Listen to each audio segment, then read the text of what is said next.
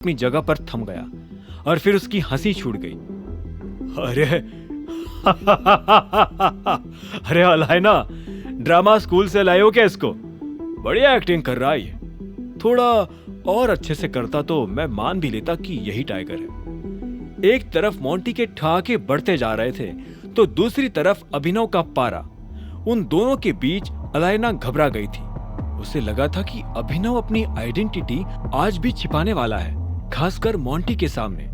हालांकि उसने अचानक ही खुलेआम अपना इंट्रोडक्शन दे डाला था। मोंटी, यही है टाइगर। अलायना ने जोर देकर कंफर्म किया। इस बार मोंटी को हंसी की जगह गुस्सा आ गया। तो मैं क्या लगा, किसी को भी टाइगर बनाकर ले आओगी और प्रॉपर्टीज हड़प लोगी? और तो अगर तू सच में टाइगर है तो इतने सालों से कहां गायब हो गया था? इतने साल तक याद नहीं आया तुझे कि तेरा बाप इतनी प्रॉपर्टीज छोड़कर गया है? बाप शब्द सुनते ही अभिनव ने पास आकर मोंटी का कॉलर पकड़ लिया और उसकी आंखों में देखकर धीरे से कहा, बोला ना मैंने, मैं ही हूं द टाइगर, समझा? अभिनव के कॉन्फिडेंस से मोंटी अब थोड़ा डर गया था। कोई एक्टर सिर्फ एक्टिंग कर सकता था, लेकिन उसमें इतनी हिम्मत नहीं होती कि वो मोंटी जितने बड़े आदमी का कॉलर पकड़ ले। टाइगर, मोंटी प्लीज, दोनों शांत हो जाओ। किसी ने देख लिया तो गलत इंप्रेशन जाएगा। अलायना ने दोनों को एक दूसरे से दूर करते हुए कहा। अलायना, सच सच बताओ, कौन है यह आदमी? मोंटी ने कहा। अलायना ने आह भरी और कहा, बस यार, अकरम कहाँ है? अब उनसे जाकर ही मिलना पड़ेगा। अलायना अपना फोन निकालकर अकरम का नंबर डायल करने लगी और घर के अंदर चली गई। मेन गेट के पास अब अभिनव और मोंटी अकेले खड़े थे। कुछ सेकंड्स की चुप्पी को फिर मोंटी ने ही तोड़ा। कहा था टाइगर इतने सालों से जंगलों में हिरन का शिकार कर रहा था। किसी फोटोग्राफर ने तेरी फोटो भी निकाली होगी, किसी टीवी चैनल पर भी आ गया होगा तू गलती से, है ना? मोंटी ने अभिनव की ओर तंज कसा। मोंटी अभी भी इस बात को मानने के लिए राजी नहीं था कि उसके सामने खड़ा शख्स टाइगर था। अपने बाप से क्यों नहीं पूछता कि मैं इतने सालों से कहा था?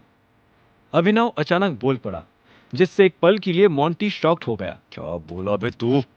मोंटी ने दांत पीसते हुए कहा। अभिनव उसकी ललकार सुनकर उसके और पास आ गया। एक बात सुन, मैं इतने सालों से गायब था तो मजबूरी में, ना कि मर्जी से।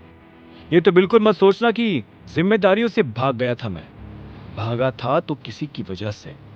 अभिनव की बात सुनकर मोंटी ने पलक झपकाई और फिर वो बोल पड़ा, देख, मुझे बहुत गुस्सा आ रहा है। इससे पहले कि मैं तेरे दांत तोड़कर तुझे बाहर गार्डन में गाड़ दूं, सीधा सीधा बता दे, कौन है तू? मोंटी का जवाब सुनकर अभिनव भी दांत पीसकर बोल पड़ा, गुस्सा तुझे नहीं, मुझे होना चाहिए, क्योंकि तेरे बाप ने ही मेरे पिता को गोली मारी है। अभिनव चिल्ला पड़ा, जिसके साथ ही मोंटी की भी आंखें फटी की फटी रह गई थी।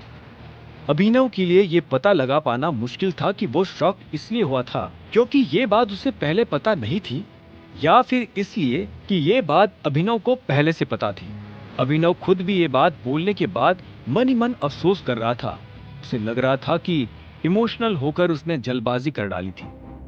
ओह, क्या बोल रहा है? मोंटी की आवाज अब हकलाने लगी थी। वहीं दूसरी ओर अभिनव एक बार और चिल्ला पड़ा, सच बोल रहा हूं मैं। यार, जाकर पूछ तेरे बाप से कि क्या हुआ था उस रात। अभिनव को लगा कि अब जब एक बार को दबी बातें बाहर निकल ही चुकी थी तो उन्हें फिर से दबाने का कोई मतलब नहीं था। भले इस खुलासे से आगे जो कुछ भी हो, लेकिन कम से कम मोंटी को यह तो समझ आ ही जाएगा कि अगर वो सच में इस कंपनी में बुरे इरादे लेकर बैठा है तो उसके बुरे दिन भी अब शुरू हो चुके हैं। तेरा मतलब है कि तेरे डैड ने मरने से पहले तेरे बाप को मारा था? मोंटी ने अपना गला साफ करते हुए पूछा। हाँ, ना सिर्फ पापा को मारा था बल्कि मेरे ऊपर भी गोली चलाई थी। ऐसा सुनने में आया था कि वो आदमी कंपनी की सारी प्रॉपर्टीज तुझे देना चाहता था। यहाँ कर अब दिख भी रहा है कि तू सारी प्रॉपर्टीज पर क्यों बैठा है, और अब मैं वापस मांगने आ गया हूँ तो तुझे बड़ी जलन हो रही है, हैं? अभिनव मोंटी की आंखों में इस कदर घूर रहा था मानो वो उसकी आत्मा में देख पा रहा हो। मोंटी को भी अभिनव की बातें सुनकर गुस्सा आ गया। आज तक इतने गंदे इल्जाम मोंटी पर किसी ने नहीं लगाए थे। उससे रहा नहीं गया और उसने सीधा बंदूक निकालकर अभिनव के माथे पर तान दी। आगे की कहानी जानने के लिए देखें अगला एपिसोड सिर्फ पॉकेट एफएम के यूट्यूब चैनल पर, और द रिटर्न ऑफ टाइगर के सारे एपिसोड्स को सुनने के लिए डिस्क्रिप्शन में दी लिंक से डाउनलोड करें पॉकेट एफएम ऐप।